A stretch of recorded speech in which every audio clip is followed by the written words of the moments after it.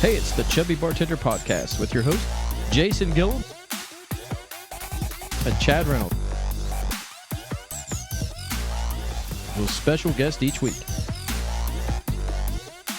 Sit back, relax,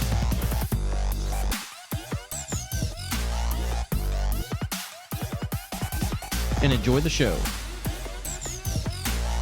We good? Hey, Chubbies are back. We're back. It's starting to feel kind of regular again, man. It is. I'm enjoying it. Yeah. I mean, we're seeing you guys every week again, maybe even twice sometimes. Yes. Had some great guests. Got another one on tonight. Yeah, we do. I mean, tonight, I got to be honest with you, I'm really excited about this one. We're going to talk about everything drunk. Yeah, well, or at least how we get there, right? I mean, how the sausage is made. Ooh, I mean, we're going behind closed doors to figure out, what is the recipe? How do we do this? We're going to know it all by the end of the night. We're going to be what they call them. What is it? A beerologist?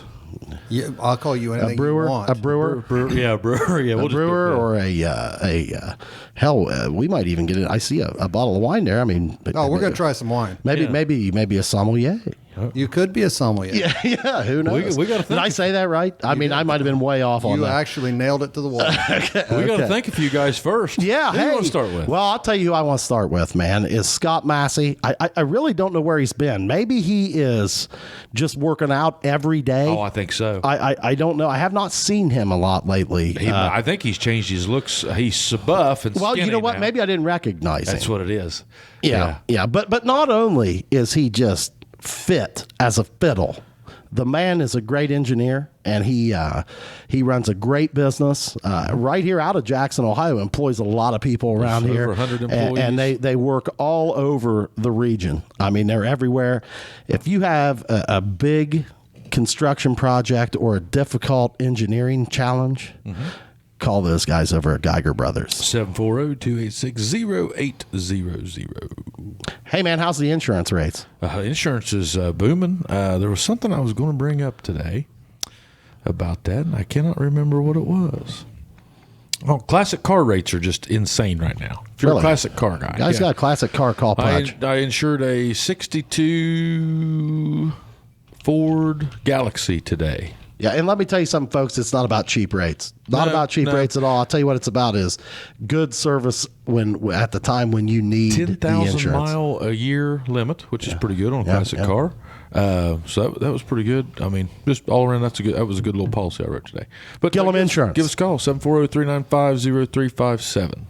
Hey, I don't know when the last time you cruised through a McDonald's in the area. Well, I don't cruise through. I get the app. Well, I don't either. I don't do the drive-through. Yeah. I mean, I cruise around You know what the lot. I do? I skip the line. Yeah. I skipped the line in Colorado.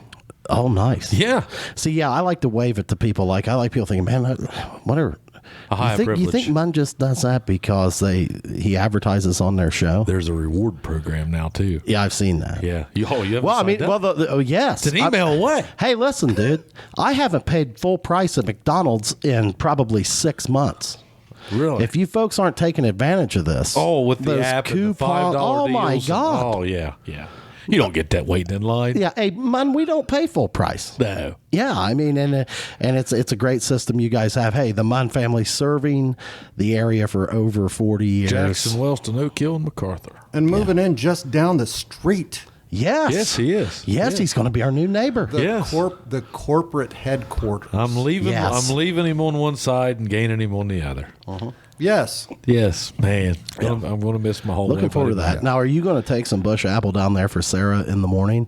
She loves to chug it to the face. I'm under the impression that she's probably replaced her coffee with bush apple. She loves it. You saw how that smile on her face. Oh my God, she lit up, bud. And what was that? 8:30 in the morning. 7:45. Well, man, that really. I mean, I admire that. Yeah, she'd already ran 2 miles. Well, this is no country for old men. No, nice job. Yeah, nice job. Yeah. Now, Respect. Now, does she earn the day? Well, she earned that day, but I don't know how often she goes to AP Prep with our boy Jason Prater. If you want to know how you can get there, you can look at apprep.info, and you can see the whole schedule. It's wonderful. You'll love it. Yeah, if you're a young athlete or a kid that's just trying to be your best self, they do a lot of things to really help people. And hey, if you're an old chubby like ourselves, I mean, you can do the Scott Massey thing and go buy yourself a whole new wardrobe after he's probably, I mean, was he wearing his son's jeans now? So, and speaking of the Suds, if you have somebody that you care about that is looking for a job, where can they call? Well, I would call Hire. Yeah, thinkhire.com. You can look them up on their website, or you can give them a call at 740-395-0100. Jenny, Erica, the whole staff down there, wonderful people.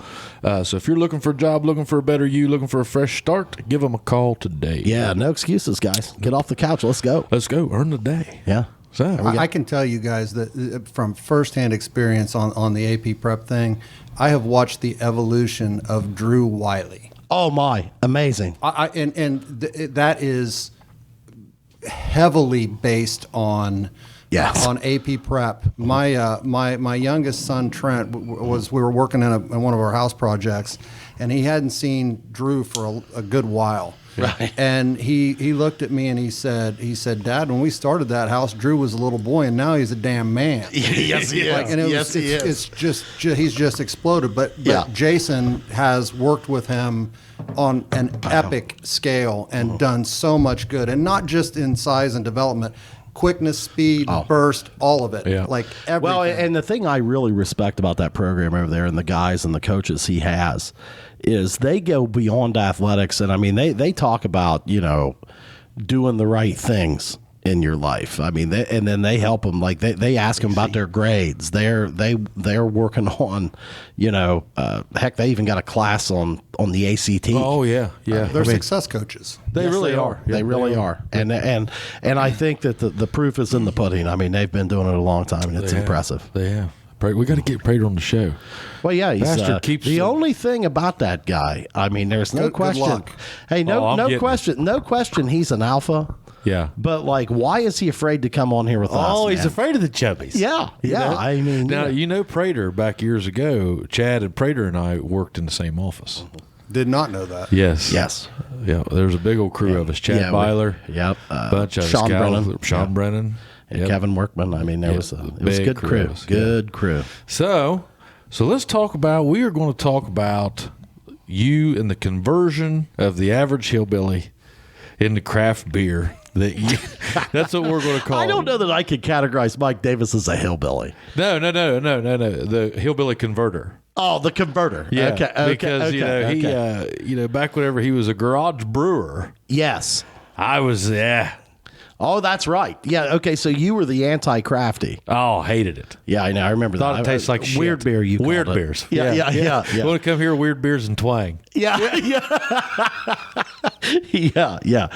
Well, I'm very interested to hear. I snuck that shit in on him. Yeah. Well, there you go. Yeah. Well, this is very Bud Light. What? Yeah. What I call it? Hefeweizen? Hefeweizen. Is that what it's called? Yes. No. What did I call it? Hefeweizen. Yeah. Hefeweizen. Well, and the thing is, Mike, you knew what he was talking about. I mean, I knew it was the only thing that I could get him to choke down. Yeah. There you go. Yeah. So like what I'm really interested in, I mean, you became a very successful brewer, and we'll get to that. But like, where does that start, man? Like, there's a lot of people that brew beer in their garage. You hear of bathtub beer, whatever. Everybody starts brewing at home. Where did you take an interest in that, and how did it start? Well, first of all, I just love beer, and the whole me liking craft beer. No one likes coffee the first time they drink it. No, right, and so it's just kind of like that. And so over time, you develop a palate, and I kept trying different things. And the first one that I could stomach was Leinenkugel's Summer Shandy, which is basically lemonade beer. Yeah, exactly. And so I thought, wow, I'm drinking craft beer now. That's great. And then you just keep trying things. And finally one day, and everybody's different in terms of what hooks them. Right. But one day somebody put an IPA in front of me and for whatever reason, I just loved it. You tasted the hops and the bitterness? It was citrusy. Oh, okay. I got it was it obviously had a lot of Was it a Citra hop Stone in it. or something? Or? Might have been. I don't remember. Yeah. But most people want to start with blonde ales or something like that. Yeah. But like I was straight hooked on IPAs from the rip. Loved them. Still do. Still without question my favorite style. I can agree with that. I'm right there with that. But so okay.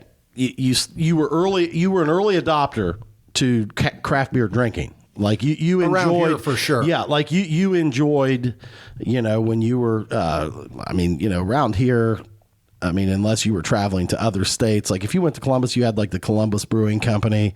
You go way back. What was the one there on High Street? Wooten was Gold Top. Hosters. Hosters, yeah. In the mid 2000s, Wooten was bringing like what was that craft pack you could buy at Kroger's? It was like it wasn't Land Shark, but it was like a tan type of box, and there would be like 2 imports, and there would be like a IPA and a Belgian and a Well, I know that early on there was always like Moorline out of Cincinnati would they would put like Christian an amber and a. Remember, you taste those and they'd be horrible. Now you liked them though. I did.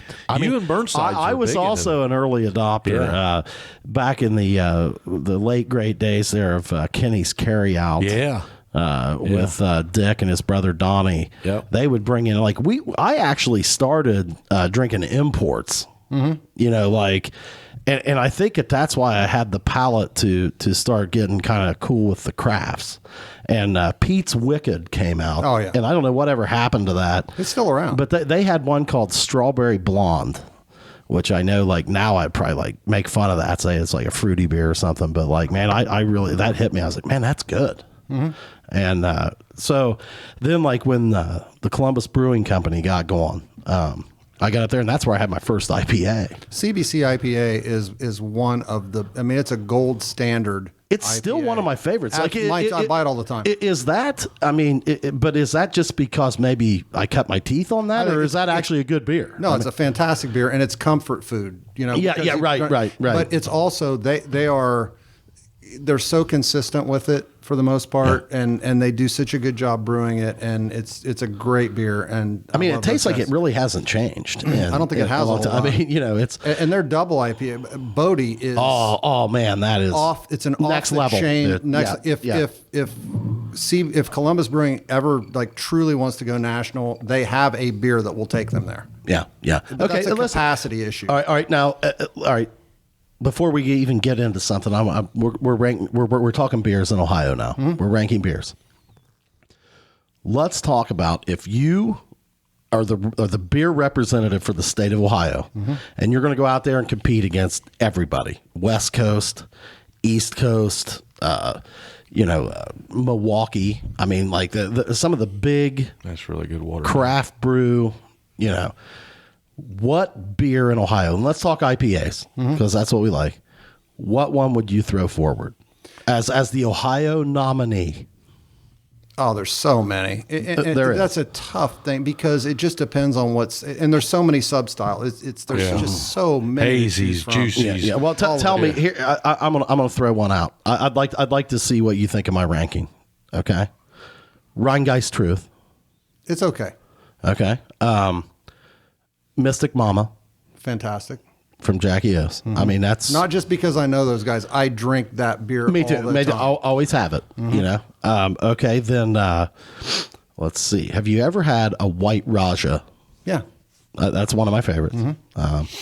But that's a great Belgian style IPA. Yeah, so you're saying I'm way too broad on my categories No, to say it's all personal preference. It's so hard to if you're going to say to represent Ohio. I mean, there's so many good beers. But I don't think the craft community ever set out to be that. They just were like the whole. Well, let's like brew you beer. think about it, like way back, like you had the CBC there in Columbus. You had Great Lakes Brewing. You know, they threw out the Burning River there early and all that, and I was an early adopter on that. I mean, they were early on, right? I mean, in Ohio, I mean, they were one of the pioneers. I mean, so, but anyway, all right, now I'll answer your question, Bodie. That was what I was getting at when you mentioned that. Yeah. That was where I was going to see. And that's only because of the 18 bazillion great beers that are manufactured in Ohio. Yeah. That's just my How many personal.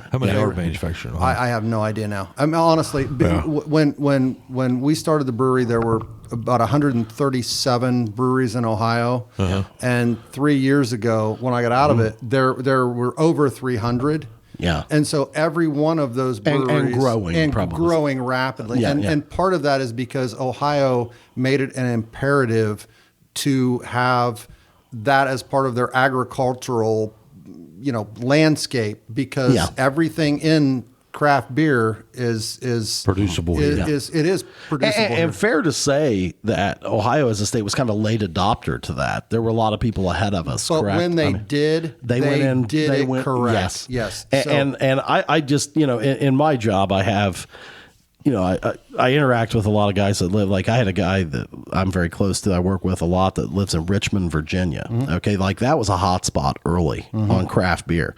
And when he first started traveling to Ohio and I started working with him probably 8-10 years ago, he was like, man, Ohio, those apple beers. He's like, Ohio is really trying, hard, but they're just not there yet. Yeah. They're just not, speaking of craft beer, but they're just not there yet. And then like I've the evolution I've had with him, like coming up, we'll meet in Columbus. We went over to Land Grant one night. We did some different stuff. He's like, wow. He goes, it is amazing to me, the transition of beer in Ohio. Yeah. He's like, it's unbelievable. I mean, 1 to 10, how much? It's a solid 3. Oh, fizzy apple juice. it's exactly what you would expect. It's a really light apple. No, when It's I apple opened it, juice with a little bit of beer. When I opened it, I got exactly what I thought I was going to get. It's not like there's no surprise in that can. Yeah. I mean, it's not bad. Not the worst beer I ever What had. mountain ranges on these? The Rockies. That's why is it sure it's not the Silver Bullet?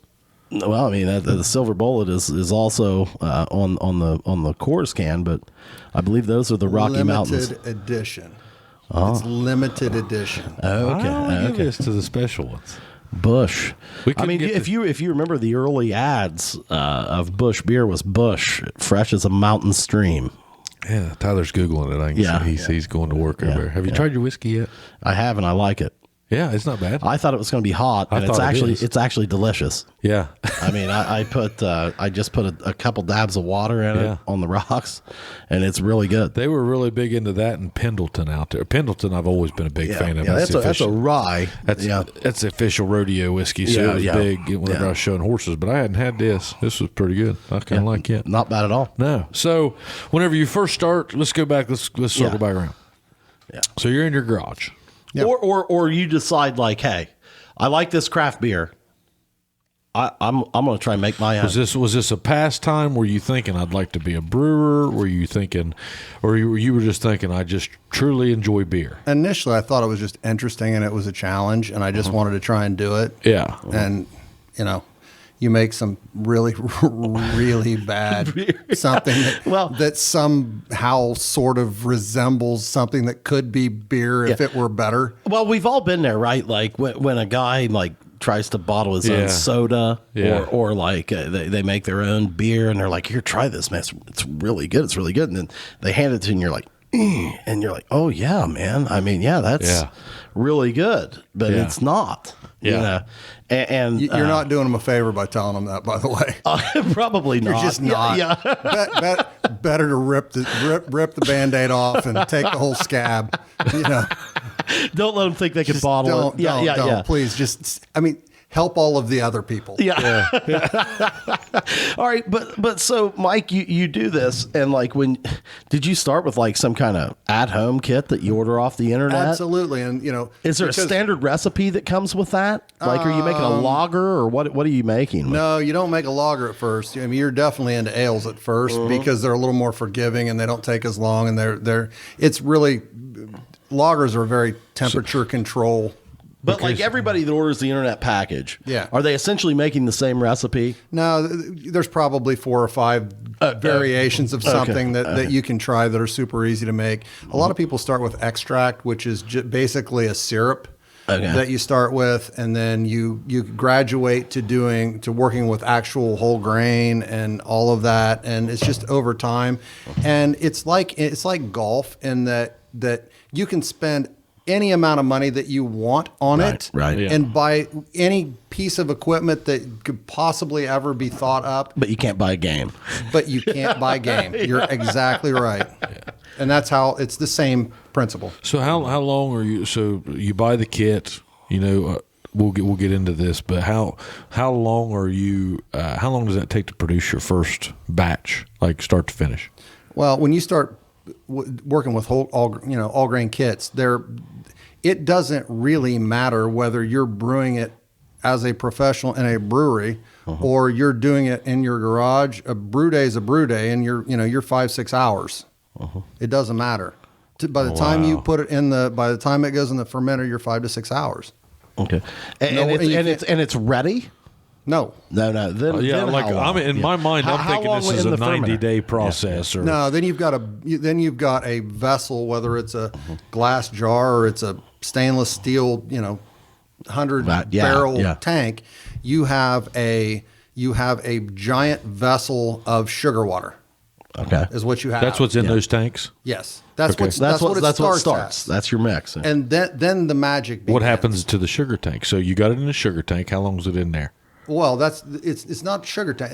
That's what it starts as. When you're done, you're converting. When you're brewing beer, you use heat to heat in water to extract the sugar from that grain. Right. And then you separate the grain away from it, and you're left with a big tank of basically sugar water. Similar to the distilling process. It's the same thing. Yeah. So, and then what happens is you introduce the most miraculous little creature ever to come to earth, which is brewer's yeast or distiller's yeast, which is a living organism.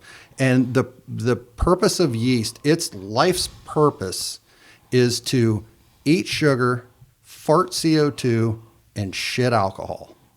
That's what yeast does. And it goes to work, and it eats all of that sugar. And as it eats that sugar, the two byproducts are CO2, which comes out of the tank and is expelled out of the tank. And then you're left with alcohol, with what used to be sugar, and that is your beer. And then you treat that in different ways, whether you want, if you want a hoppy beer, then you can dry hop it and put extra hop. I mean, there's just so many things that you can do, but that is how essentially it is made. And then then once you're done with that, then you separate that out from the dead yeast, which all falls to the bottom, and you move that over to another tank, which would be a carbonating tank. Okay. And then you start jacking CO2 into the tank at a really high pressure level for a specific period of time, and that's how you carbonate the beer. How close are you to being done with it when you start carbonating it? I know guys that do it in 6 hours and it's ready to package, whether that's packaging is going into kegs or going into bottles or cans or whatever. Okay. You can not a long process. No, you can turn the heat up on it and you can really make it go. I don't mean heat as in real heat, but I mean you can really increase that process. Right. Most of the time, it's an overnight thing or an overnight and another half a day thing. It just depends. Here it is. So it's all science. So this starts off, you're just in your garage, you're drinking beer, trying to figure out how to make it. That's part of it. Yeah, that's part of the fun. You're reading up on beer. You're engulfed in it. You don't stop drink when you do it professionally. You don't drink when you're brewing, typically, because it's really expensive if you make a stupid mistake. Yeah, right. Right. Well, now, the thing is, you've decided, all right, I'm going to make some beer in my garage. Okay. So you're following a recipe. I'm certain that you had probably researched this a bit before you ever did your first batch, correct? Not really. I just followed the instructions on the kit. So it was just you got the kit and just how did it turn out? Terrible. It was awful. It was just awful. And anybody who says otherwise is a damn liar. So so you taste awful beer, but you think, well, I kind of want to do that again, or what? Like what? So you why is that awful? And you start then you start doing some research on why was that awful and what can I do differently, and do I change the process? Is it the ingredients? Is what is it? And then you start learning things, and then you do stupid things like get on Reddit and there's some, don't get me wrong, there's some good information on Reddit, but there's also some a lot of bad, bad information and you evolve into it, and there's a million YouTube videos on how to brew beer and all of that kind of stuff. And at the end of the day, you just keep doing it and until you get the formula, and then it's just a matter of your twist. How many batches did you mess around with and make until you had a beer that you thought, you know what, that tastes pretty good? I mean, now, were you spending money on equipment and stuff at that time, even in your homebrew thing? So we had all decided that we were going to open a brewery. You had decided that before you made good beer? No. Before you made good beer.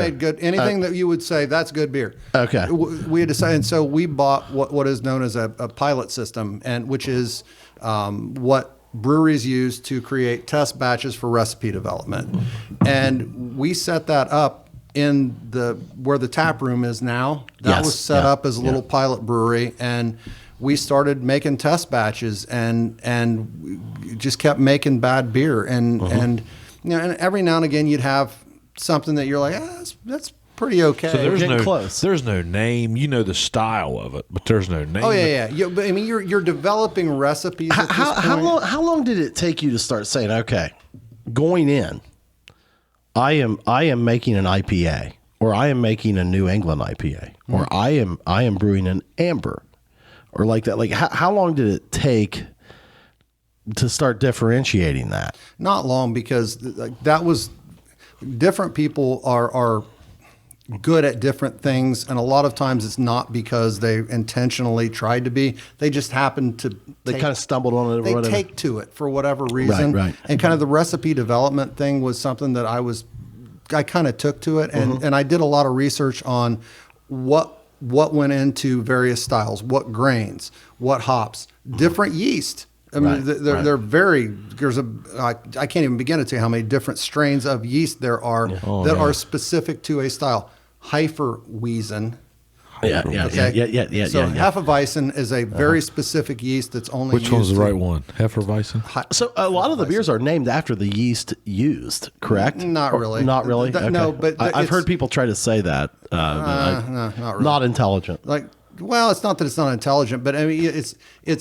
So Hefeweizen is one that would be okay, for sure. But you can't think of another example. There probably are some. I don't know. It's like I never really thought about it like that. But you start researching what yeast goes with what style and what grains go with what style, and there's so many different styles of grain, and then the percentages of, you've got your base malt, and then you got your caramel malts, and you've got malts that impart flavors, and you've got malts that add sugar, or things that will create mouthfeel, and there's just so many things, and so you start learning what the percentages are. Where do you source your ingredients, and does that matter? There are if you're a home brewer, there are a bazillion different homebrew places online Amazon that you can buy. Amazon for sure. There is More Beer. There's just so many. Northern Brewer. There's so many. Okay. And then if you're doing it on a professional level, there are a number of places that service the industry, and that's what they do, and they do a great job. Yeah. And they're competing against one another just like anybody else, and you find the one that you like, and Yeah. But they're not competing on typically quality of I mean, grain is pretty much grain. And, Okay. And they're all selling, the various. Not a lot of differentiation. Not so really. much. It's a service issue, and they like some of the ancillary products that they might sell to help you with the process, things like that. Right. Okay.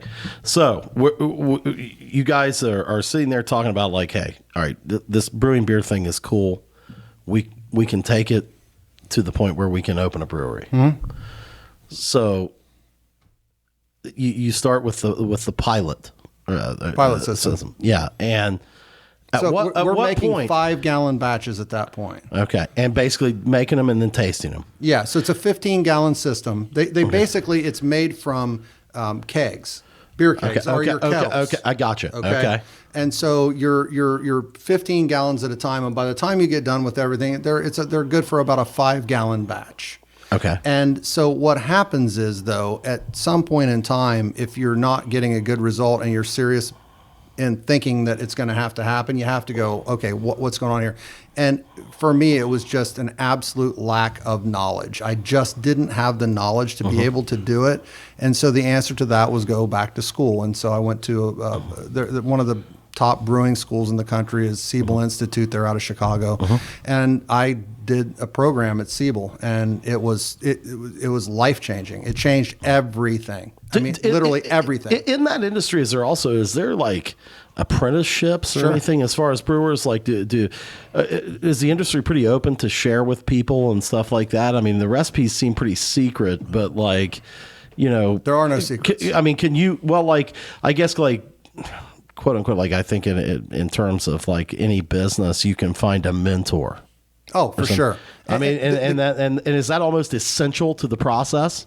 Yes. The key is you have to get to know people, and you have to get people to open up to you, and you have to earn that, because everybody wants to be a brewer. And so if you are a home brewer and you want to go in and get somebody to help you and work with you, the absolute last damn thing you want to do is walk into a brewery and tell a professional brewer how to do their job.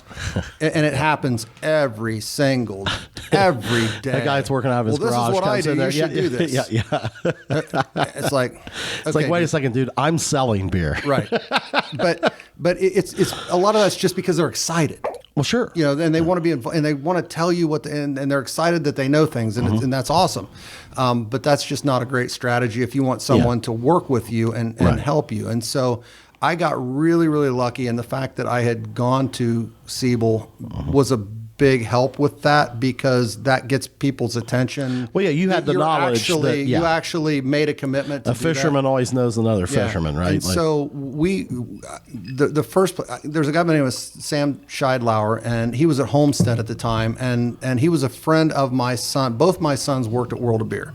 Okay. Were managers at various World of Beers. And so Sam had started as a bartender years and years ago, and then he ended up becoming a brewer at Homestead in Heath. And I called him one day, and I knew him, and I just said, hey, this is what I'm doing. Do you care if I come up and He's the best. and brew with Steve, you? it was on me, not the table. Oh, shit. I'm sorry. Hang on. I didn't mean to interrupt. I forgot our coasters.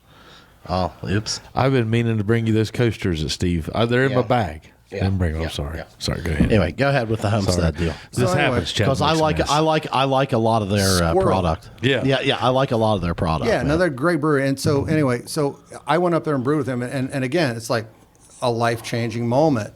And we were done with the brew day, and I was sitting there talking to one of the owners, and he just said, look, I'm going to give you some advice. The best way to learn to brew good beer is to brew shitty beer over and over and over until you learn how to brew good beer. Just keep doing it. How long was that process, Mike? I mean, I assume that you took that advice. A couple years. It took 2 years to like really hone Ish. in. Okay. And so even then, we weren't making great beer on the pilot system. I'm just going to be how long does it take when you're working the pilot system? You put one recipe in there. How many days are you out from tasting that beer? 2 weeks. 2 weeks. Okay. And I assume you were brewing like every day, or like, No. or they like you'd wait 2 weeks. No, we typically got a couple of batches going at a time. Okay. So like every week, maybe you're tasting a new beer. Yeah. And like, I imagine there was probably several times that were disappointing. You'd be like, Yeah. here we Sometimes, go again. it went straight down the drain. Yeah. Honestly, Yeah, it was just like, oh my God, that's just wretched. So when you say trial and error, you mean, True trial and error. it was a lot. But it's like, so one of the things that I will always tell people is it's very much like if you've ever tried to have a saltwater aquarium. Okay. So if you try and do a 5-gallon saltwater aquarium, they're almost rich people problems. They're almost impossible to make work. Yes. Right. Yeah. But if you try and do a 50-gallon saltwater aquarium, super forgiving. Like you can make all kind of mistakes and it'll take care of itself. Right. So what we found is at some point in time, you just got to bite the bullet and say, let's do this. And buy the big equipment and buy the glycol chillers and buy, just buy all of it. What is the minimum thing you have to do to go big as far as equipment purchase? Like, what do you define have big, to have? but it's Well, depends on how big you want to professionally that you're going to sell it. Yeah. There are guys doing it on that pilot system that we had that are selling kidding. it out of a place. Yeah. Now they're not Wow. making any money at it, but Well, they can't brew it fast enough, right? There's not enough. so interestingly, the system that I had, and one of the reasons we bought it was because Dogfish Head started with this system. And Sam, who started Dogfish Head in a pub in, I think, Rehoboth, he brewed 3 batches a day, every single day. So you're talking a 12-hour day, every day. Yeah. Day in, day out, So that he would have enough beer. So he had enough beer to be able to sell it, and he got so good at what he was doing that he was able to pull it off.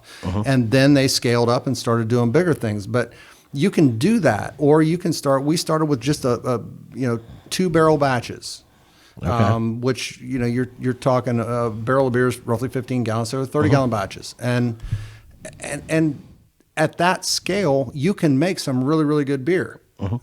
So like you noticed that like once you move from the pilot system to the 2-vat system or whatever, it was a little more forgiving, just like the saltwater thing. Life-changing. It's like, wow, this beer tastes better. But you've learned at this point in time, by the time you do that, you've learned all of the things that are super important to making a quality beer. One of which is temperature control. In my mind, very little is more important. Sanitation, number 1, temperature control, number 2, because that keeps all of the bad things away. Right. So almost all of our beers I fermented at 68 degrees. And you've got glycol, you've got these glycol chillers that are constantly pumping glycol through the fermenters. What's and glycol? It's just antifreeze. Liquid ice? Okay. Antifreeze. Yeah. That's it. But you can keep the glycol at a set temperature, and then it pumps Keeps as needed through the beer To keep it at that temp. to keep it at that temperature. Yeah, and that's the key. So to that's the whole what you were thing. hearing whenever, like, I'd go back in the tap room or in the. All of that buzz Yeah, that's what I was were hearing. the glycol chillers running. Okay. Yeah. All right. So Mike, when did you catch lightning in a bottle, man? What was the first beer that you made that you were like, yes? We were really proud of. We opened that place with 10 beers, which very few breweries did that. That's a lot, man. It was, Yeah. it was, and probably, I don't know. Everybody was super proud of those beers because we had a lot of professional brewers check us out on day one. There were a lot, like almost every brewer from Athens came over. Yeah. And You were just kinda they like just come in and you they were just maiden voyage down in this country. You know, Yeah. Yeah, well, and it was kind of a, you know what, man, it was kind of a cool area to have one. I mean, Jackson, I don't know that anybody would have expected it, but like our proximity to Athens, and listen. We traded off our proximity to Athens, and they probably still do. It's a fantastic thing to have. that helped. Didn't it? Absolutely. I mean, But you have these professional brewers come in, and they want to see what you're about. They want to see whether you're any good or not, quite frankly. were they cool? Awesome. Like they were down there like, hey, let's taste this stuff, man. Yeah, Like, absolutely. And you make a point to get a picture taken with them and post it because that gives you credibility that they came into your place. It's a big deal. Yeah. But they're there for 2 reasons. One, they want to know if you're any good or not. And 2, they want to be there to support you. And I'm going to answer your previous question now. It is the most inclusive industry that I have ever seen in my entire life. Really? Okay. Without question, like no question whatsoever. If you need help, you can pick up the phone and you can call. they're someone. rooting for you. They are. Everybody's rooting for everybody. And so did you find yourself being the same way in that industry? Absolutely. Like if somebody was trying to start up and after you'd already been in business a couple of years, they call you and say, hey, what do you think about this? You're like, hey. Anything we can do to help. Now, are they honest in their feedback? Like let's say they come down and maybe they thought that one, like, they're like, not a big fan of this one, but this one. Typically, they just won't say anything at all. Okay. Right. And so, but we were lucky because we started off with some pretty darn good beers. Yeah. And so they were very much in our corner. Were you guys very conscious about, we're not opening until we have something, we want excellent product before. Yeah. We're not just going to wing it and get open and have we stuff would have that, Drano to batch before we put it out. Okay. So Absolutely. you were definitely, I mean, if I know you, I would think that you would be that way. Yeah. Like if we don't have a superior product, I'm not interested. Yeah, and I don't know that you call it superior. Well, that's not fair. An excellent product. A product that you're proud of to put out. You To have the to have a people. seat at the table. Yeah. I mean, it's really important because if not, you only get one chance to make a first impression. Well, yeah, like if, what I think is interesting in the craft beer world, like in Ohio or anywhere else, I mean, I see it in Ohio. People travel from all over the place to just try different breweries. Yes. And I mean, I find myself when I'm traveling around Ohio, if I see a brewery or when I'm traveling around Michigan, I love to stop and just try their beer. Yeah, and the Ohio Craft Brewers Association does a phenomenal job of promoting that. They've got these passport books that you it's a lot of breweries participate in that, and people can go from brewery to brewery to brewery, and you get your passport stamp when you go in and buy a beer. And so they, it's like kind of a thing. It's a thing that people do. The brewery travel. Well, I think it's a destination. I think that it's something that people enjoy doing if they enjoy craft beer, and it's like they set out their weekends, maybe 1 or 2 weekends a month, and they go to different places to try it and check the box. And absolutely, if they're like me, they get a sticker to throw on the back of their Jeep, and I mean, Did you take your sticker? Stickers are a big damn deal. For me, it is. I mean, I love to collect. We got to try. I love to collect the little brewery like stickers. chicken. Yeah. All right, we're gonna eat some snapping turtle jerky. This is snapping turtle jerky. I don't know that I can do this. I'll be honest with the folks. Hang on here. Now you guys got to try this together. I'm a little nervous about this, man. Where's the smallest damn? Grab any give me the piece. smallest damn piece in there. Grab any piece you want. Okay. He's leaving me with that great big steak. Here. We meant to eat this with Governor Blystone. Oh, look at this. Okay, have at her, boys. Tyler, you want some?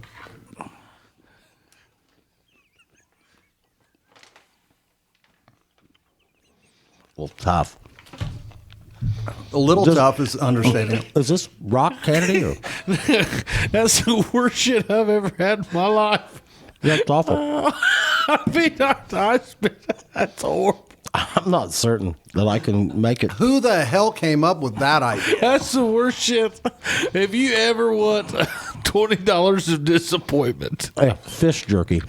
I mean, it's not just that the product sucks. Whoever made it was a horrible jerky maker. Yeah, I mean, come on, man. oh my Lord, you suck. I mean, that's horrible. I could chew a piece of shoe leather. Easier. Oh, way better. I can't do them. Well, that's awful. Yeah, you're just gonna take a big old swig. I feel like I'm eating a fresh caught bluegill. I would say more like a bluegill that was dead on the bank. It's the worst. I mean, like.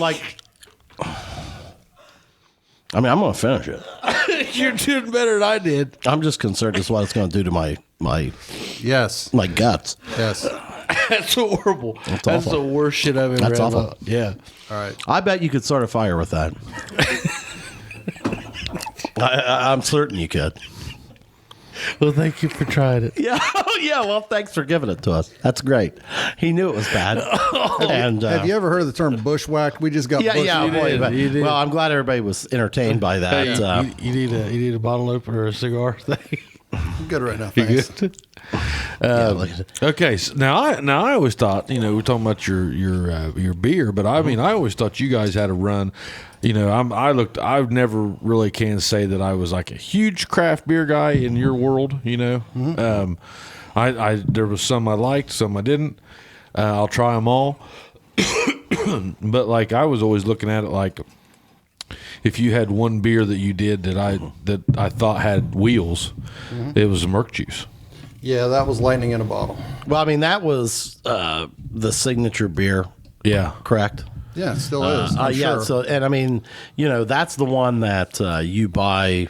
I mean, you go around Columbus, Cleveland. I saw it where you're somewhere. like you'll find that on tap, and a lot of people. I don't know that I've ever heard a poor review of Murk Juice. Quite Murk frankly. Juice was a craft beer converter. Because people who did not like craft beer for whatever reason liked that beer. Women loved that beer. Well, who didn't I'll want tell you, anything to do with craft I beer. think, Mike, there's still people that when they go in the brewery, that's their order. Sure. I mean, if it's not on the flight list there, the tap list, like they don't know what to order. Yeah. What was interesting was the evolution of that beer, and it was an accident, to be honest about it. Is that right? Absolute accident. Yeah. How did you land on that, man? we were? Now it was there at the opening. No, it was not. It was later. It wasn't. Yeah. Okay. it was What later. was your flagship at the opener? Oh God. If you had to pick one. So we had a bacon brown ale. We had Hefeweizen. We had a blonde ale. We had an IPA. We had a session IPA. We had a stout. I'm going to be honest, I can't remember all of them. Can you remember the name of the IPA that you guys threw forward there? Intuition. Yeah, That was the first one. That was my favorite. That was a great one. beer. Yeah, I love that beer. Yeah, that was a West Coast hoppy IPA. Yeah, and that's what I like. Yeah. But go ahead. Sorry, we interrupted. Murk Juice. Oh, so anyway, we were getting ready to do a brew day, and I had forgotten. I had promised the guys that we had at this point in time we developed a pretty good relationship with the World of Beer franchises in Columbus, and we were selling them a decent amount of beer. And so the manager called me and said, "Hey, it's the manager at Easton called me and said it's our 5th anniversary's coming up. Would you consider just brewing a beer? We'd like to feature 6 Cents, and we'd like for you to brew a special beer for our anniversary." And I'm sure we'll do that, no problem. And so I'd forgot about it, to be honest with you. Yeah. And it was about 2.5 weeks away. And we were getting ready to do a brew day, and we weren't brewing an IPA. And I'm like, "Oh crap! What am I going to do here?" And so I looked at what we had available that I could brew a full batch with, as far as grains and hops and everything. And I threw together a recipe in about 10 minutes, and we brewed it and put it in the tank. And you really had no idea how that was going to turn out. I knew it would be a good beer. I mean, we knew it would be a good beer because I wouldn't have taken it up there otherwise. And we had all the right stuff, but it's just like the ratios and how much of this and how much of that and that whole thing. And it was a total accident. And we took it up there, and people just went gaga over it that night. It was on a Saturday night, and there were quite a few people from Jackson came up for that night. And it was like, about 11 o'clock, the manager comes over and said, "Hey, listen, I want to talk to you. Can we brew this beer only for this World of Beer branch, and let's just be only our beer?" And I looked at him and said, "Not a fucking chance." No way. Yeah. With a smile on my face. Yeah. Are you kidding? Like, no. We just caught lightning in a bottle here. I mean, this is the brand. We didn't know that. Well, you had no idea. You had no idea this was going to be like. It was going to catch on like that. But this is kind of at that beginning of the New England IPA craze in Ohio. Elvis that Juice style and all had that been stuff. brewed for a long time here though. but not here. Yeah. And so in Ohio, it was in the early part of that whole New England or hazy IPA thing. Yeah. And so it was just dumb luck and timing and fortunately, I kept great notes that day on exactly what we had done, and so we were able to replicate it. And I know there's been some tweaks to it since I left, and that's the thing about none of these beers ever stay exactly the same. Right. Mystic Momma has had, I can't tell you how many iterations where they've changed the hop schedule and done things like that. And I know that they've done that at least once, probably more than that since then. But the bottom line is that is just a great beer. And yes. And people like it, and people like it for different reasons, but it's not offensive in any way. It doesn't like wreck your palate. And Yeah, well, that was my next question with what you're saying. Like, okay, so Murk Juice has changed. You're telling us that, like, and every batch might be a bit different. Well, that's the thing about craft brewing. Yeah. So one of the definitions of craft brewing is, you're not brewing beer at a scale like Anheuser-Busch. Yeah, right. They're brewing 600 barrels a batch. Right. And you're brewing 2. Right. And so you're not going to be able to replicate it. That's the definition of craft beer. There are going to be subtle nuances between every batch. You don't want them to be enough that, honestly, most people would never recognize. That's what I mean. Those. Like it tastes, quote unquote, the same. Right. To a guy like me that's rolling in there, ordering a Murk Juice, I'm going to recognize that. Thank you, sir. Mm-hmm. Where'd my other cup go? I don't gotta know. get Pudge one of these, and then I have to drink some too. What is this? I don't know if I want any of that. It's just a Cabernet. It's just a I don't know what that means. It's in that ice. It's in that ice thing. Turtle jerky around. Yeah. I use it Let's as a wash scoop. that turtle jerky out of here. That'll take it out of your palate. Yeah. It's a Napa Valley Cabernet. Oh, hell, old Skinner'd be proud. Yeah. It's called Hawkstone. It's good stuff. Yeah, that would be. This would Skinner would categorize this as an LPR. Liquid panty dropper. liquid panty remover. Remover, yeah. Yeah. That beer is probably 6 or 7%, and this is 13. Yeah, that's what happens. That's what happens. But all right, so let's I've do had this, apple. Mike. I've had whiskey. Now I'm on the wine. We went from That spells garage. all. Yeah, we've tried them all. Yeah, All. Yeah. AWW. yeah, wine there and you- whiskey. wine, whiskey, beer. Apple. Wine. Oh, Whiskey. okay. Wow. Okay. Nice. Now, so we've gone from the garage to a successful brewery. Mm-hmm. Now, if I'm not mistaken, and if you don't mind me sharing, you are now making your own wine. Mm-hmm. Are there parallels? What led you to now winemaking? Make one that doesn't give me heartburn. I can't guarantee that. I mean, what? Quit drinking it like it's beer. Yeah. And that's a great way to start. That'd be a good start. That's a good start. Yeah. So I don't know. I just enjoy. So you kind of get. Have you hooked always been a on- wine guy, or You not? told a me long one time, time you I said, have I been. just enjoy turning sugar into alcohol. That's it.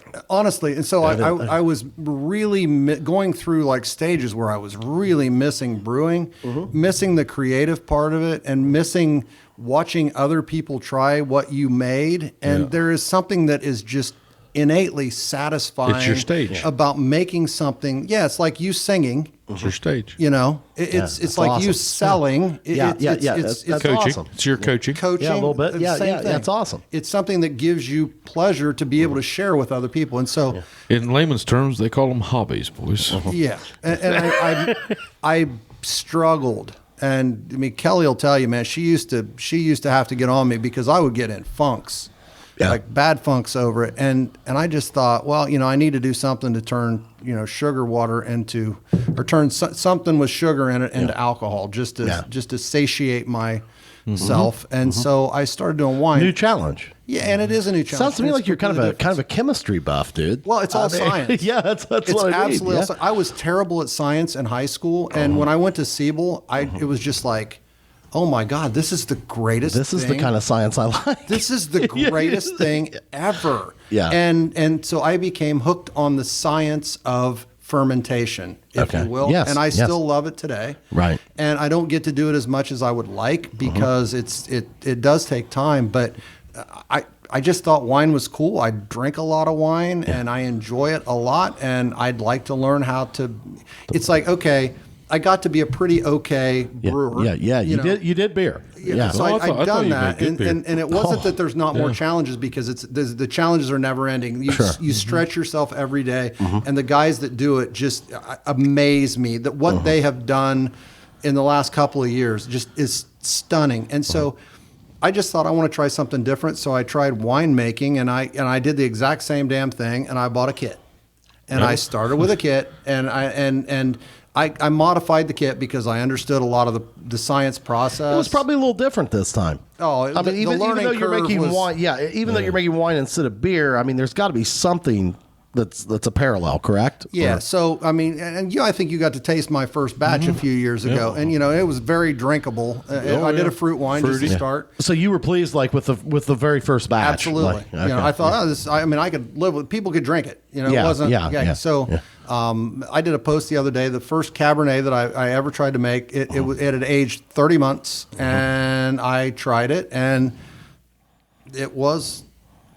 Bad. No, it's pretty damn good. Pretty damn good. It's pretty good. Yeah. 30 months. 30 months. That's the difference between wine and beer. With beer, whether you did a great job or not. Right. Whether you did a great job or whether you're going to put it down the drain in 2 weeks. Yeah. With wine, it's 2 years. If it's a white wine, you're probably 4 months at best. And if it's a fruit wine, you're probably 2 months at best. And if it's a red, you're years. And so you just have you develop patience. You just have to develop patience. Oh man. And so like the wine process, probably much more involved. Yes and no. It's the same but different. So the process, like the process of the day you're doing it, is much shorter. Brewing is a much long. I mean, I told you it's much a more 5 to 6 labor intensive hour process, and you can't cut that. I can have a batch of wine going in an hour and 15 minutes. Okay, and what does that look like? You're prepping your juice. You're doing all of your sanitation work. You're getting your yeast ready, and there's some nuances in the yeast process, but so it's different. Okay, so what am I going to taste here? I know shit about wine.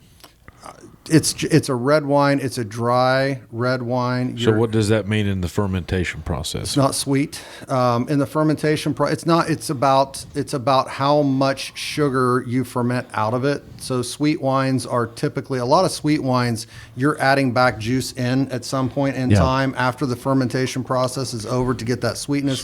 That happens a lot in fruit wines. So a dry wine is not that step. Not very sugary. You've fermented the sugar out of it, so it's going to be a lot drier, a lot more alcohol. So I think it's delicious. So what are they doing whenever they do that whole bit? They're aerating it. So when you're doing that, so it's been in a bottle for years.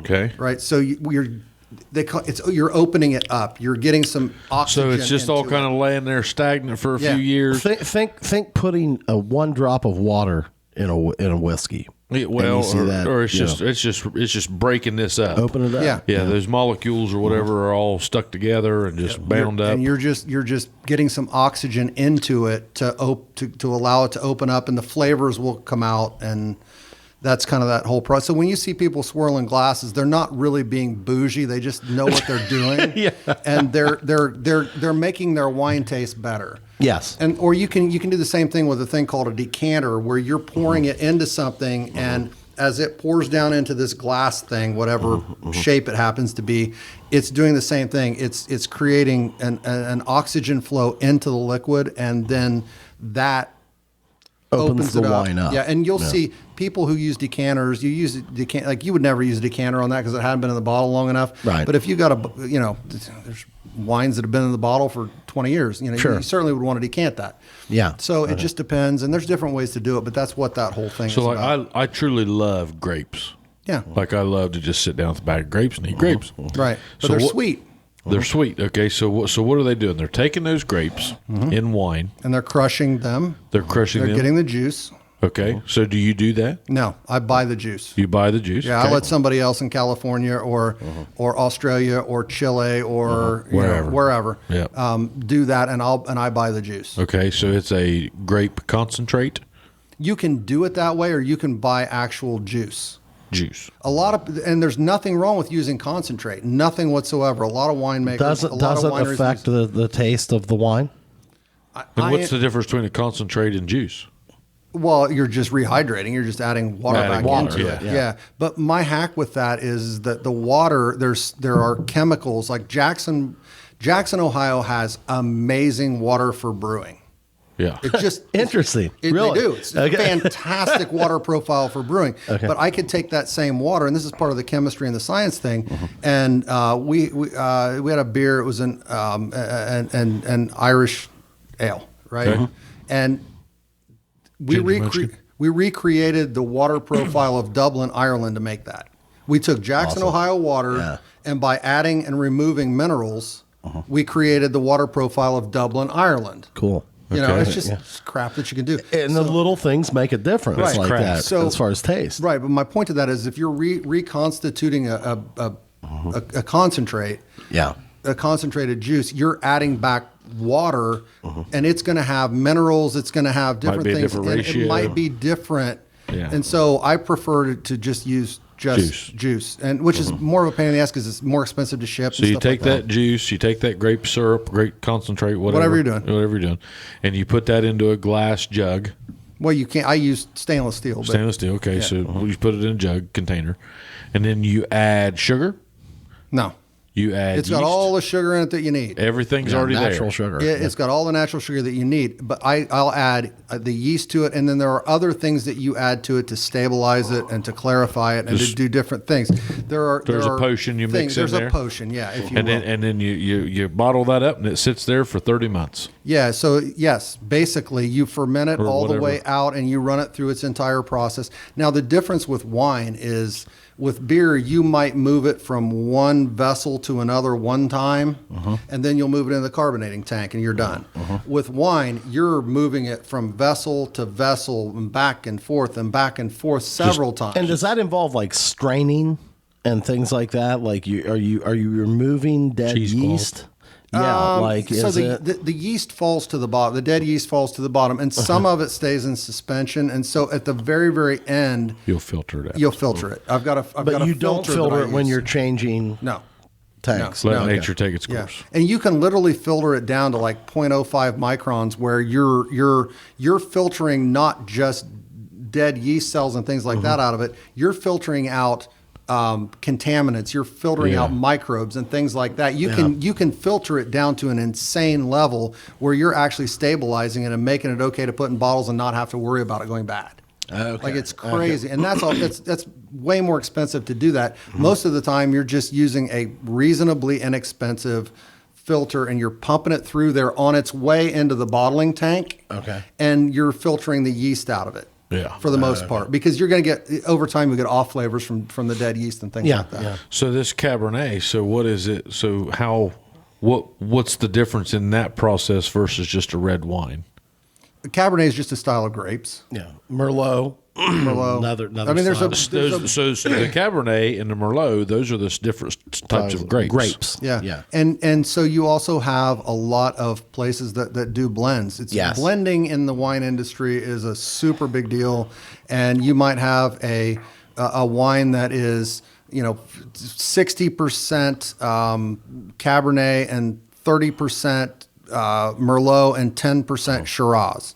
Yeah. And it's just, and you can. Well, I find mix- myself like I'm certainly not a wine connoisseur by any means, but like I do enjoy wine with a good meal and stuff like that.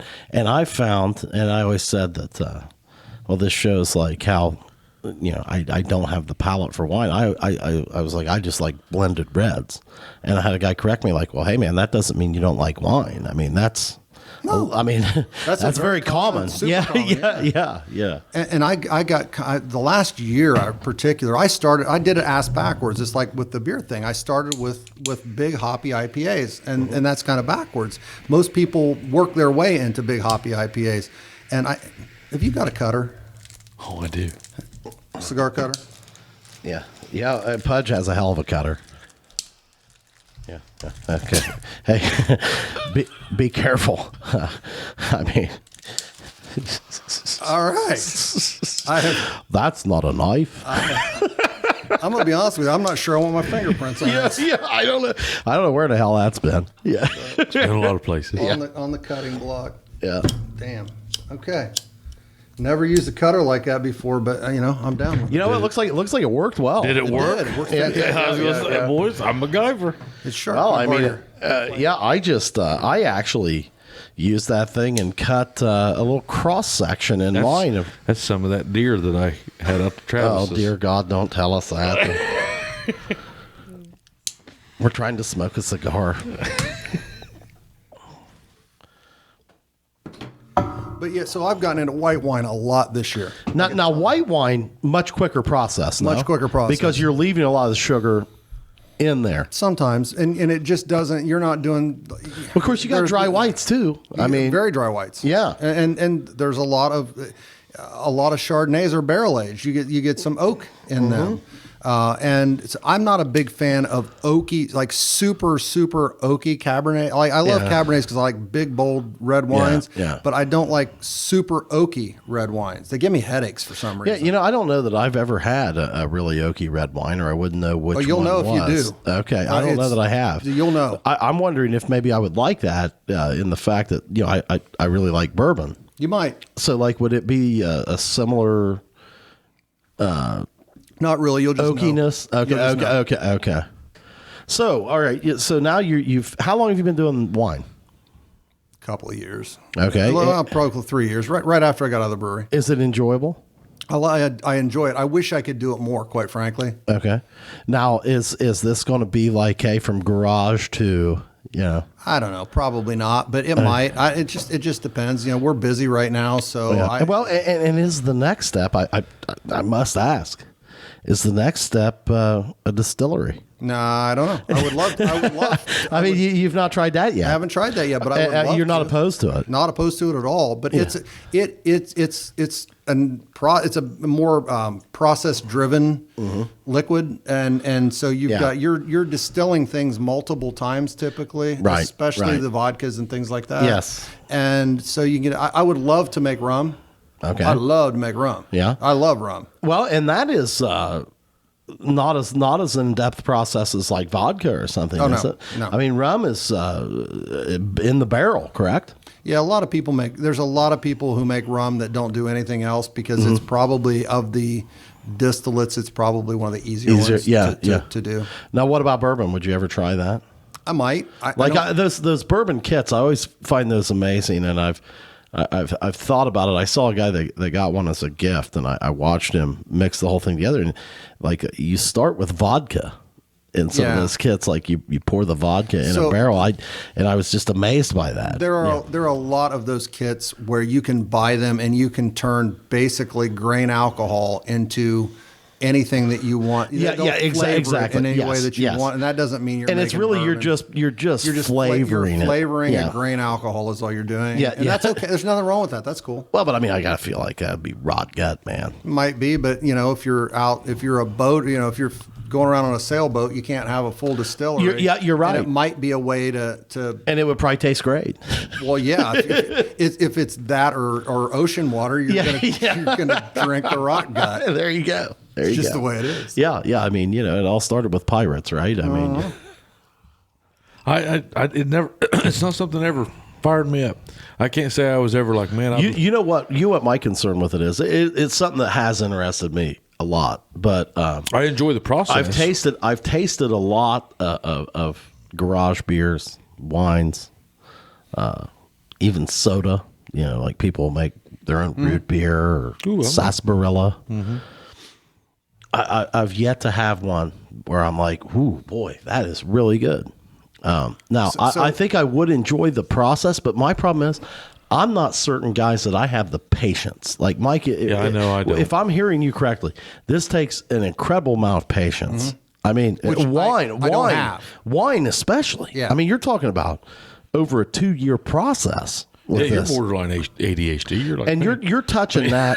I mean, now you're transferring, the vessels to, but how often does that occur? It's all in the beginning. That's in the first month. Okay. So then after that, man, it's aging. And you're letting us sit there for I would have so much trouble forgetting about that, guys. Like I'd be thinking about that every day. Hey, is it about time to open that? And then I'd open it a week early, probably ruin the damn thing. You can, that happens. But it's just one of those things that you learn. I've learned a lot of patience with wine that I didn't have before. And with beer, you don't need as much patience, correct? I mean, you're going to have a result in 2 weeks. But there's a lot of barrel aged beers that you're you're making a great beer, and then you're putting it in a bourbon barrel or something. A Scotch barrel, a Chardonnay barrel, or a Cabernet barrel, or a tequila barrel, whatever. And it's going to impart the flavors of what was in that barrel over a period of time. And but you're it also gonna takes pick up time oak to and do. all of that I've kind of never stuff. found one of those that I liked. Yeah, it's just one of those things that it's an acquired taste. And they're usually about 19%. They're generally a little higher, and the reason they're a little higher is they have to be, because that's how you fight off a lot of the spoilage microbes and things like that. The more alcohol you've got in it, the less chance there are that those little guys are going to come and invade your beer. Yeah. And you have to have a higher alcohol beer because it's going in a barrel, and barrels are porous, and they're not like a stainless steel tank that's been sanitized. Yeah, there's absorption. And There's air coming in, and you're oxidizing that beer, and there's specific things that you have to do to the beer. So if you have a stout, if you have a great stout recipe, and then you want to make that stout recipe and put it into barrels, you're going to modify that recipe. There's certain things you're going to do that's going to be different. Like if you just tried to serve that to somebody straight up, it would be awful. But that going into a barrel that's how you set it up to make a great barrel beer. And then how long will you let that stay in the barrel? It depends. A lot of people. There are people who will pull them out of the barrel in 3 months and they'll be really good. And there's other people who want to wait a lot longer. Brad Clark, who was the head brewer, started Jackie O's with Art, and he is one of, if not the preeminent barrel guy in the country. Went out and started his own brewery out in California, and all he does is barrel aged beers. And it's not uncommon for Brad to leave his beers in for 14 months or longer. It just depends. He's super. And is this? He's patient. Is it all trial and error? Yeah. It's like, okay, that makes it taste this way. Yes and no, because once you learn over time what the process is going to do to a beer, it's like guys who can do math in their head. Right. Right. Like a guy you like just Brad know how it's going to taste. He's done it so long that all of those variables he can work out in his mind, and he knows exactly what it's going to taste like. Before he even puts it in the barrel. Yeah. See, that's amazing to me. Like because it's not because you don't have the ability to taste it and know before it goes in. I mean, it is a different product when it comes out. They do, but they know they know what the base if it beer tastes like that. Okay. Right. So I can tell you exactly what Murk Juice tastes like after 5 days. Okay. In the fermenter. And if it doesn't taste like that, I know there's a problem with that beer. And is that early enough to adjust? No, you're done. Okay. It tells you got a problem. And does that mean it's probably Drano? No, not necessarily. But you're not going to have a batch. You can course correct? Maybe some. There are some things that you can do in the later dry, as you're adding hops into the fermenters and things. There's some things you might be able to do something to save it, or you might be able to add some additional yeast. Probably not. I mean, there's things that you can do to try and save it, but most of the time it's best to just let it do its thing. Okay. And sometimes you maybe end it up becomes with a different beer. You go, okay. Well, it started out as Murk Juice and now it's blah blah blah. Yeah, because it didn't do what it was, for whatever reason. The process just didn't take. Yeah. That doesn't happen very often. Well, I know we've gone complete circle. Now we're back to talking about beer again. It sounds like, but like I have to ask, one of my favorite iterations that you came up with up there was the Paw Paw Murk Shank or the Paw Paw Murk Shank.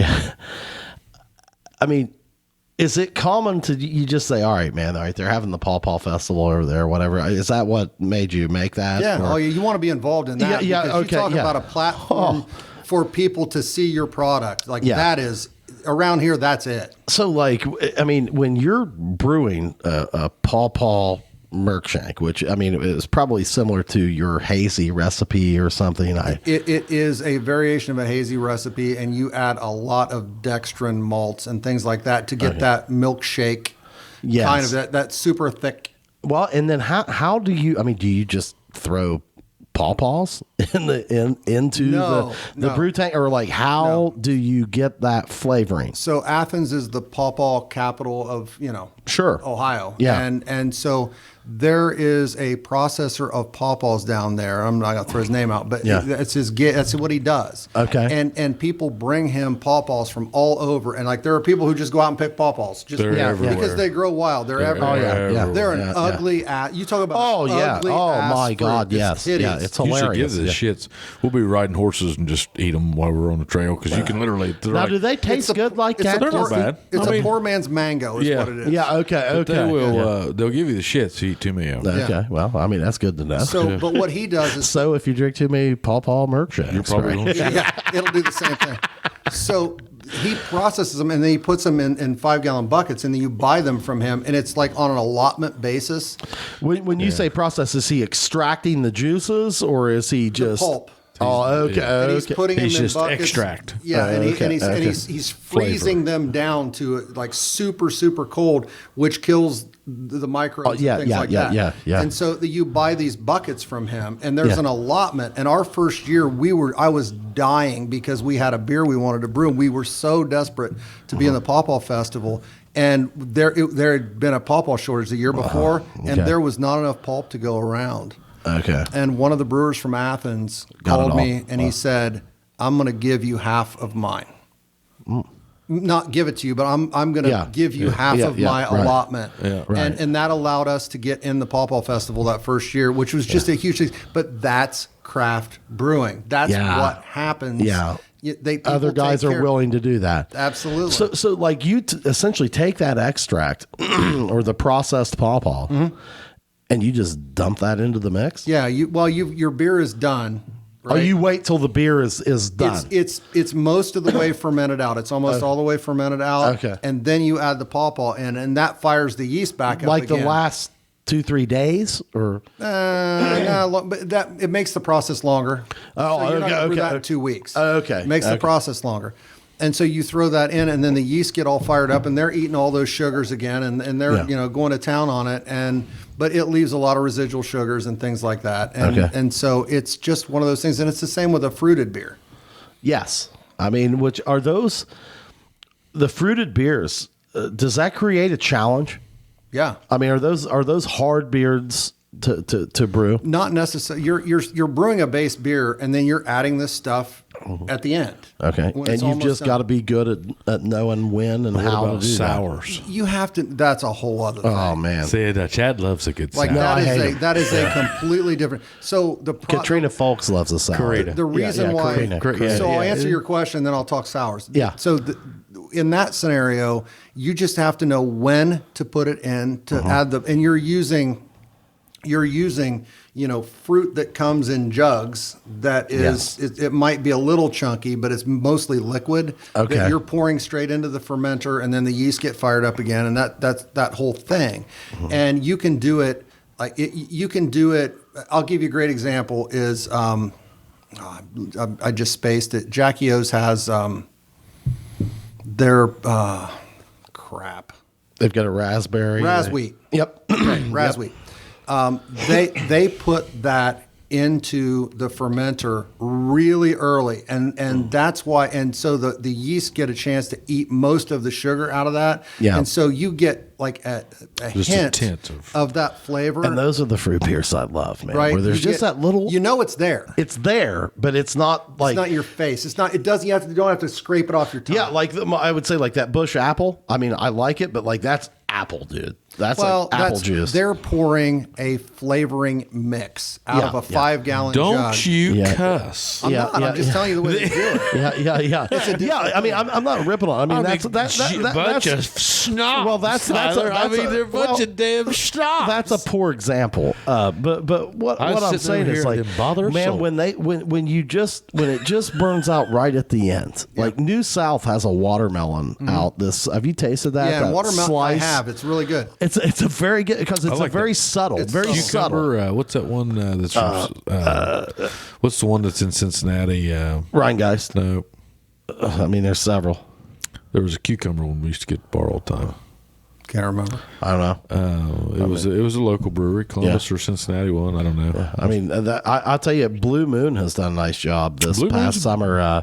They've got a grapefruit one. They've got their Blue Moon Light Sky. I mean, with just a subtle, it's very subtle fruit. It's not like you're drinking. Like there's some of those you'll drink and you're like, man, is this thing like, is it pink? Is this a cider or is this beer? Yeah. I've had some of those. The lighter it is, like watermelon, but it's really hard to do.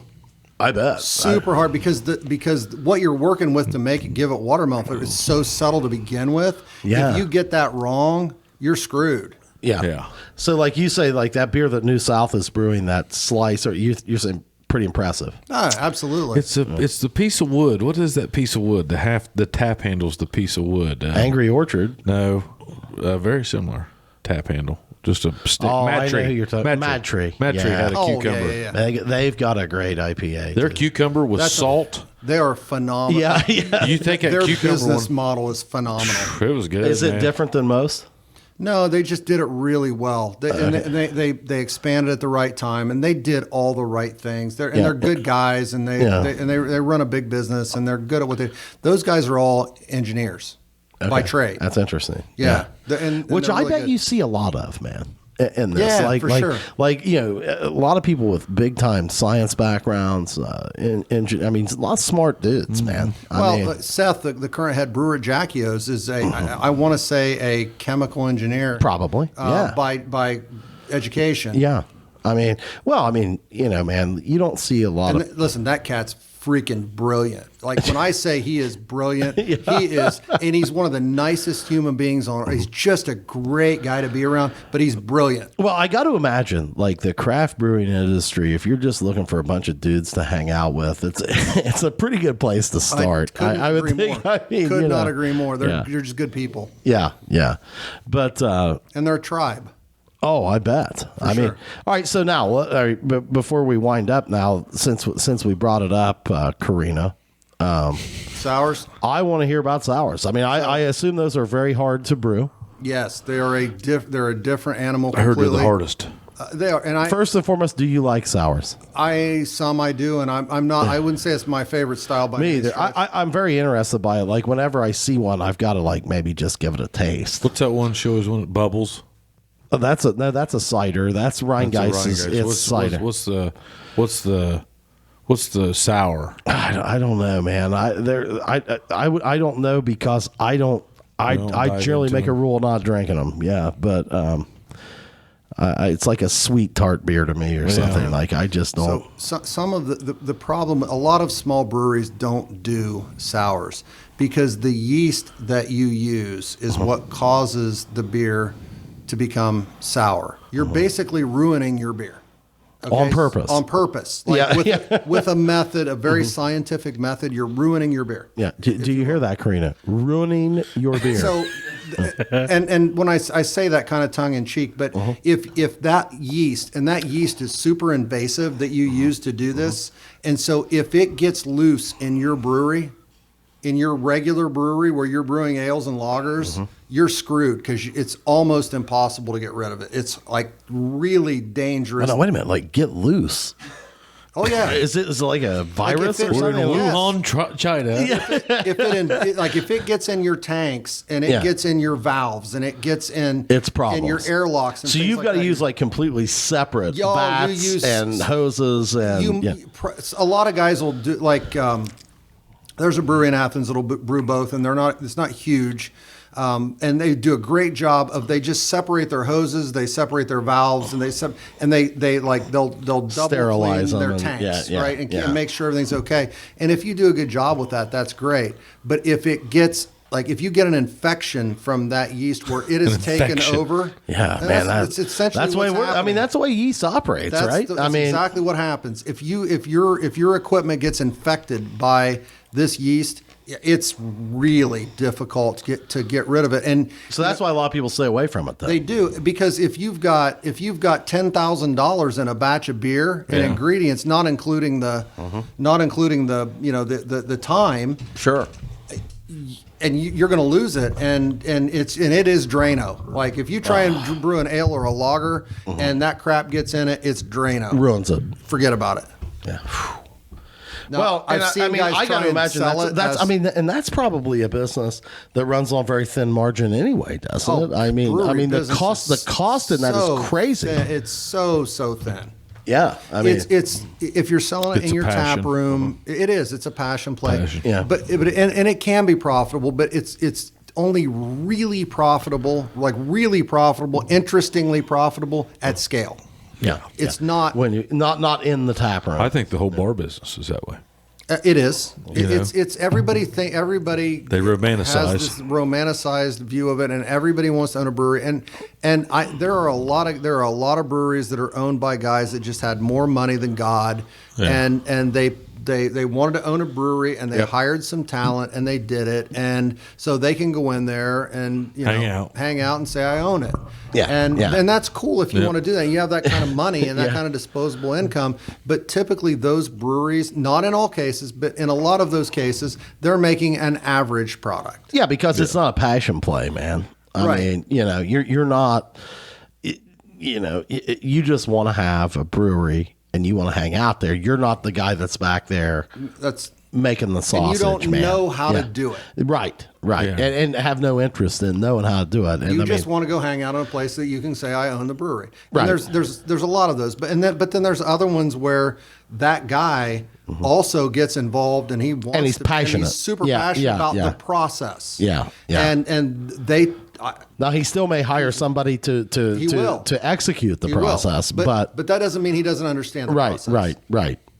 Yeah. And that's cool too. And it's like it's whatever you want to do. And I am all about whatever anybody wants to do that makes them happy. All right, That's so cool. Mike, in wrapping up this topic, if you've got a guy sitting at home that's passionate about beer, like a lot of our listeners are, and I've always thought, man, I'd love to just try to make a batch of beer in my garage or whatever. Do it. What would you say? What would How you would you say? do it? How would do you do it? Get on Amazon.